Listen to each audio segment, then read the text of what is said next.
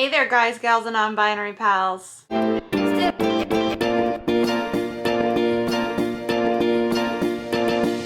here with yet another Lush Kitchen unboxing. Lush Kitchen, of course, is a subscription service. We get one every month, unless you skip a month, of course, and you get to vote for your favorite things. Sometimes they make it in, sometimes they don't.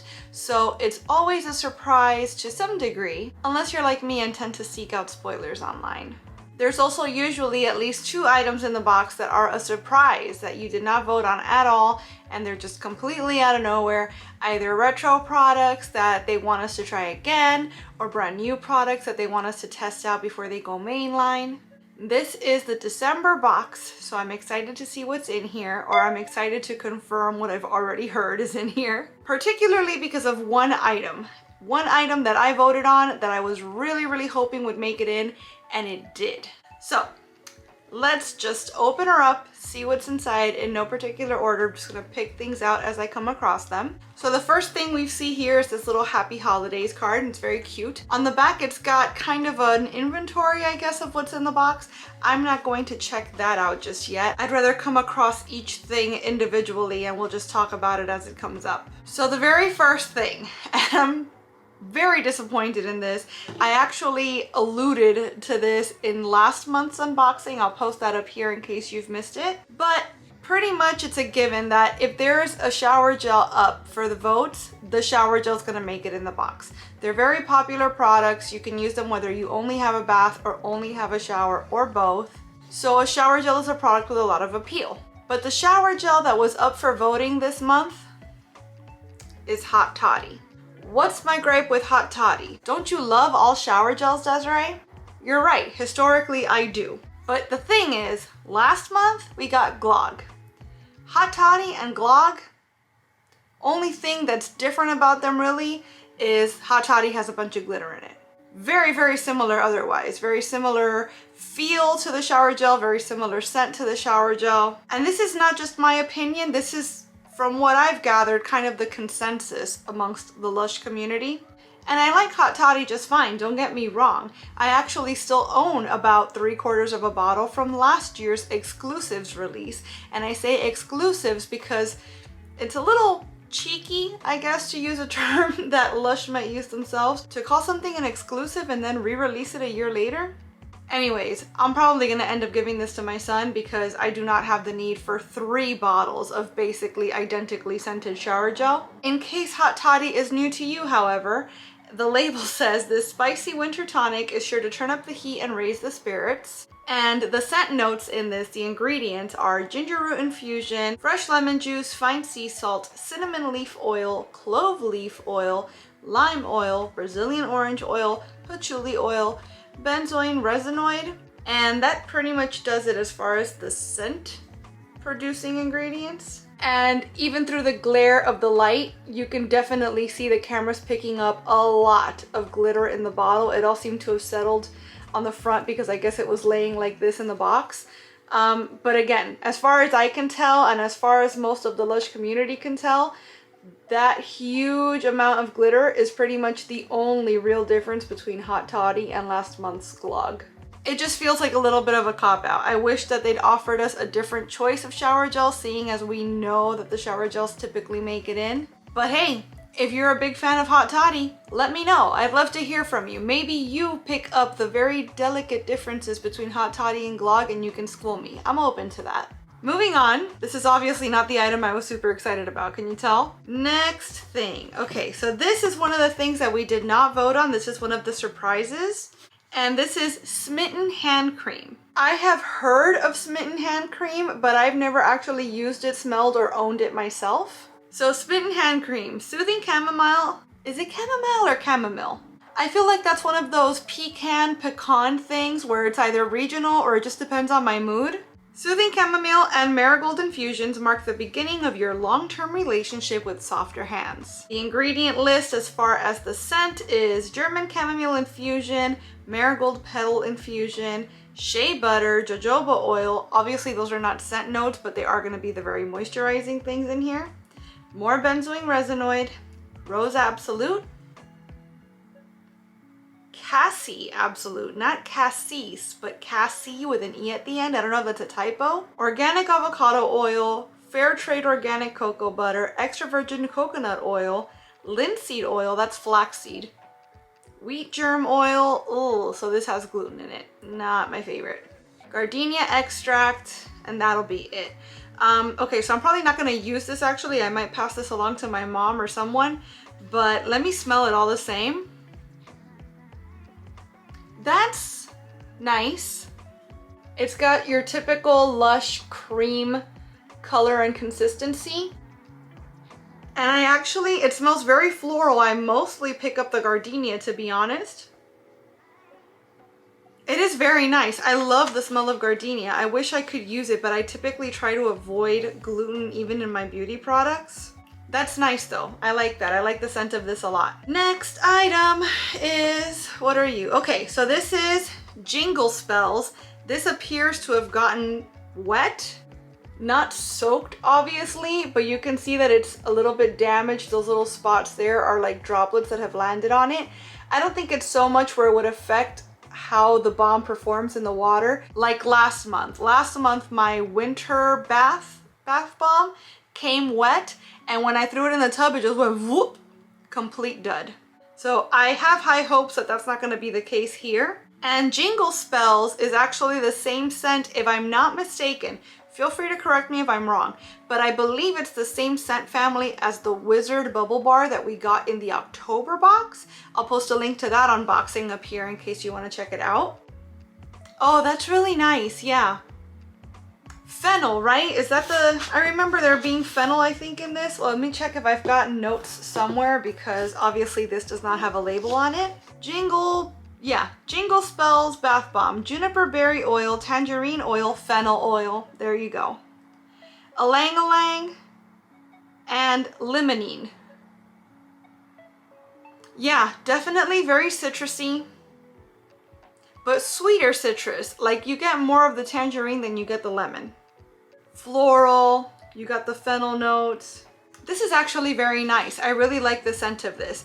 I've never used this bath bomb, so I don't know if there's any special secret surprise colors or anything inside, or if it's just gonna be this like lilac-y lavender color throughout. But it is a pretty color and it smells very, very nice. So this is cool. I just found the product I was excited about, but I'm gonna go ahead and save it for last since we're so close. So the next thing I'm gonna pick out is another one of the surprises. And this is Snow Fairy Body Scrub, which to my knowledge has never been a product. Again, feel free to correct me if I'm wrong. I've only been a Lushie since 2017, so a lot of the retro products are brand new to me. But Snow Fairy is absolutely not. Snow Fairy has been around for a long time. Couldn't tell you exactly when, but at least for as long as I've been a Lushie.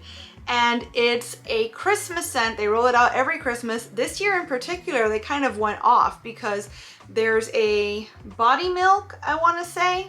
Maybe not, possibly, but there's definitely a new shampoo bar because I have it. There's definitely a bubble bar roll because I have it. That's how I know for a fact they exist. And they've always done the shower gels. They've always done a bath bomb, if I'm not mistaken, or at least there is one this year. Point is, Lush Christmas is kind of synonymous with Snow Fairy. You know you're gonna get Snow Fairy in one form or another, likely many, anytime the Christmas season rolls around. And Snow Fairy, to me, smells like amoxicillin. You know that thick pink bubblegum flavored medicine that you get whenever you have an ear infection or something as a kid? Smells exactly like that in the best possible way. At first I didn't think I was gonna like it, and every year it takes me a little bit to warm up to it, but then it's like, okay, yes, give me all the Snow Fairy. I absolutely love it. Get ready for sweet candy floss scented buffing to lift you onto cloud 9? Why is there a question mark at the end of that? See, I didn't make that up. That's weird, right? Like, why is that worded in that way? I feel like maybe they were hitting the brandy a little bit, or whatever it is that UK people drink during the holidays, when they were typing up the notes on these labels. So this has got fine sea salt, as most scrubs do. Cherry infusion, I would not have guessed that. Persian lime oil and synthetic musk.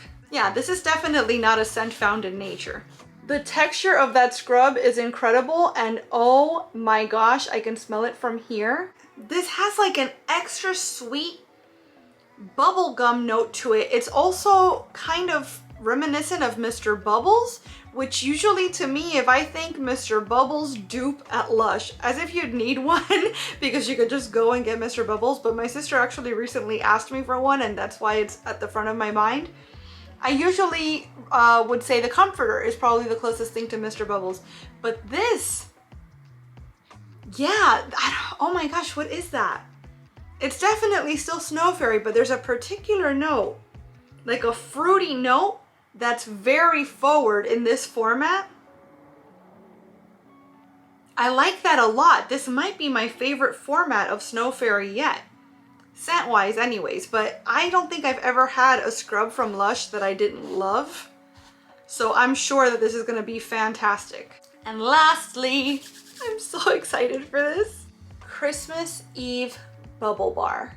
I got one of these bubble bars at the very start of my Lush journey, I guess, and I actually got it after the fact. Like, it came out the Christmas before I got into Lush, and it never came out again. So I honestly don't know if it's something that was like a mainstay and it was just my luck that it went away that year, or maybe they just popped up that one year and they didn't do well, so they just never brought it back. From what I've seen online, this is kind of a polarizing scent. You either love it or you don't. But I absolutely loved it. I think that Christmas Eve was one of the products that helped really push me over that edge into falling in love with Lush.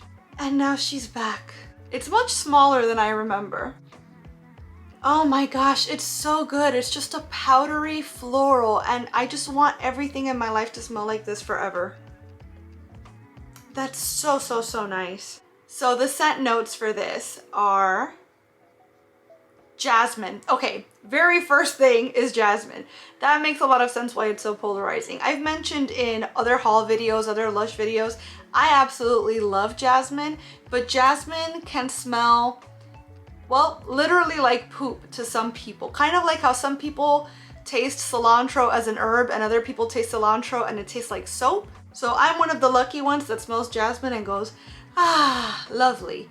Other people not so much. So I understand why, you know, it's so polarizing a product. Ylang Ylang as well, Irish moss powder and gardenia extract. Again, I love gardenia. This is just pure floral and it's beautiful. Oh my gosh, it's so nice. Very excited to have this. If I'm not mistaken, I want to say, I've been saying that a lot in this video, and so I apologize for that, but I want to make it clear to you guys that as much as I love Lush and as long as I've been into Lush, I am by no means an expert, and I am also, as always, open to conversation and open to being corrected if it turns out that I say something that's not correct. But I want to say, I'm pretty sure I saw online that there is a bubble bar in store right now, or at least available online in North America, and I believe it's called the Great Wave. If I'm wrong, I will post the name down here and issue a correction on myself before I post this video, but I believe that that bubble bar has the same scent family as Christmas Eve. I'm going to confirm that before I post this video, of course, because I want to make sure that I'm telling you guys, you know, correct information, but also because if it's true, I'm stocking up. Because that's not the prettiest bubble bar, but I don't buy bubble bars for their looks. I buy them to chop them up, store them, inhale them every time I get a chance, and eventually use them in my baths. So that's it, friends. That's gonna do it for the December box. Overall, I'm happy with most things. It's just I feel like so much of the value, money-wise, that I derive from these boxes comes from the shower gel. And I know that this shower gel is not one that I'm going to be reaching for. So it feels like for these products, I paid too much.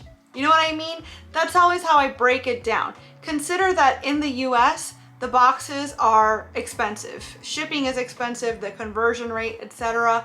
So I think it's like 30 some pounds in the UK, but I'm paying $70 plus every time I get a box here. So 70 bucks for a hand cream I can't use because of the ingredients, a shower gel I don't want to use because I already own one and its twin sister from last month. So basically all I'm using are a body scrub, a one-use bath bomb, and a small-ish bubble bar. For 70 bucks, that's not a very good value. So I'm already in for sure for the January box because Violet Nights, which is a bath oil that I've never used because again, it stopped being produced before I joined the party. But I've had it on my desperately in search of list for about as long as I've known about it, for years. It came up in the vote and I'm fairly confident based on what I've seen online that it's gonna make it into the box. I'm not particularly excited about any of our other choices, and I can't imagine what it would take for me to be like, yes, these 2 surprise items are totally worth the price of the box otherwise. I've also seen a spoiler. I won't post it in case you don't want to know about that far ahead, but I've seen a spoiler for the box that follows the items that we're gonna vote on. And again, the shower gel looks interesting-ish. I don't think it's a spoiler to say that there's a shower gel in contention because again, there always has been, I think, up until now. But everything else is very in my opinion. So again, I've already paid for January's, so January's is coming and I will be unboxing that. But I feel like moving forward, what is likelier to happen is that I'm going to just put my boxes on pause unless something like Old Blue Skies comes up, which is another one of my desperately in search of items. And in that case, I will resume my subscription. Otherwise, once I see the spoilers for any given box, if I see something that I absolutely have to have, I'll just cross my fingers that somebody that did receive their box doesn't love it and is willing to sell it to me at a fair price. That's probably how I'm gonna get the best value out of these boxes, is by buying a la carte from other people rather than going all in on a subscription that I'm very likely not gonna be 100% happy with. So what do you think? Did you get December's box? Did you like everything in it, or do you wish that there was something different? And if you've been subscribed for a bit, do you feel like you're going to continue your subscription moving forward? Let me know in the comments. I'd love to hear everybody's opinions on this. I want to thank you so much for watching this video. I really hope you enjoyed it, and if you did, I hope you'll please give it a big thumbs up. I'd also love it if you'd subscribe and click that notification bell because I post at least 3 times a week and I wouldn't want you to miss a minute. Thanks so much again for watching. Bye!